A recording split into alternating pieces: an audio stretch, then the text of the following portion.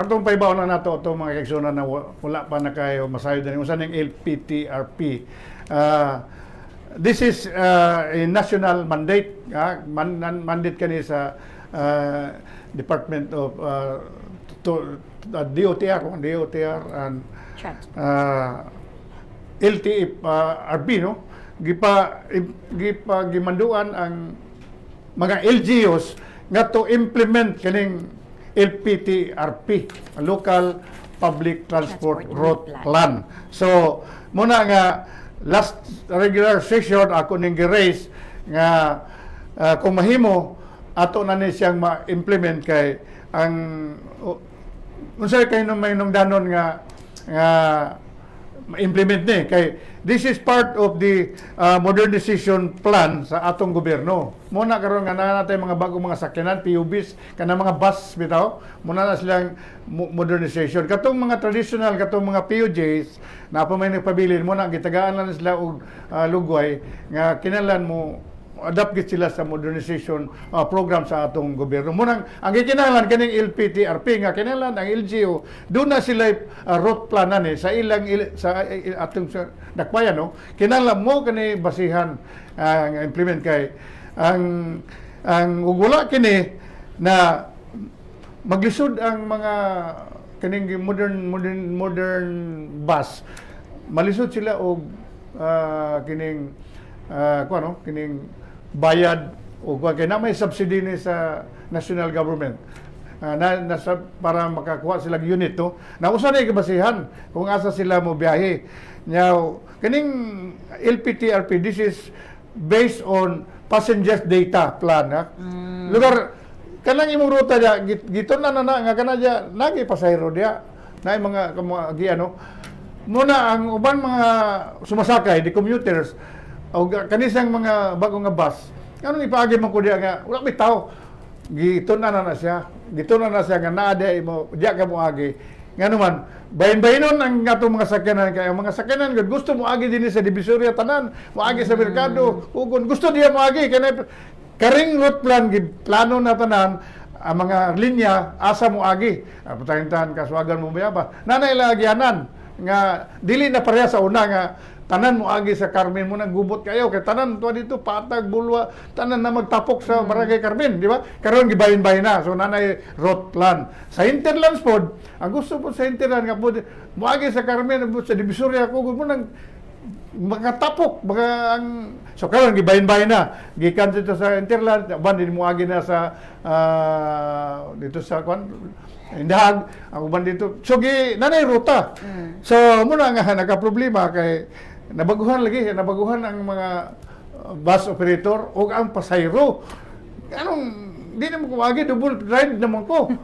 Una nga, kinahanglan ng education, kinahanglan ng pasabton ang mga, pero ang akong proposal sa akong special report, to reiterate ako lang, sa atong mayor, ako lang pagkuhan mayor, labi na sa chairman sa public utility nga.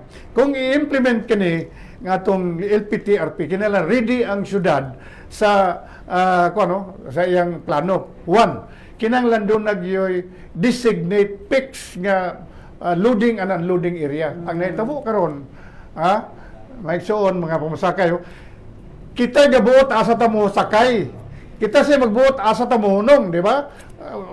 Yang kanisang driver, siya magbuot asa sa mo hunong, asa sa mag-pick up. Dapat na-designated area. Dito rin ka. Ang naitabo ko ron ga overlap. Sige-asam na sa tungas dalan. Tunga sa dalan. You go to Cebu, Metro Manila.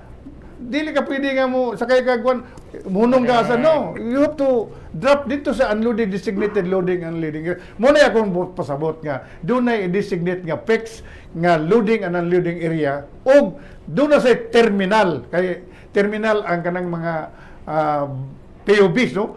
Asa sila mag-terminal kay dito mo tol ang pasahero. Ang karon kay wala man kay balo ang mga pasahero. Mga parking muna nga bisag asa maghulat mo nang suko ang mga pasahero asa ng mga na may gabiyahe din.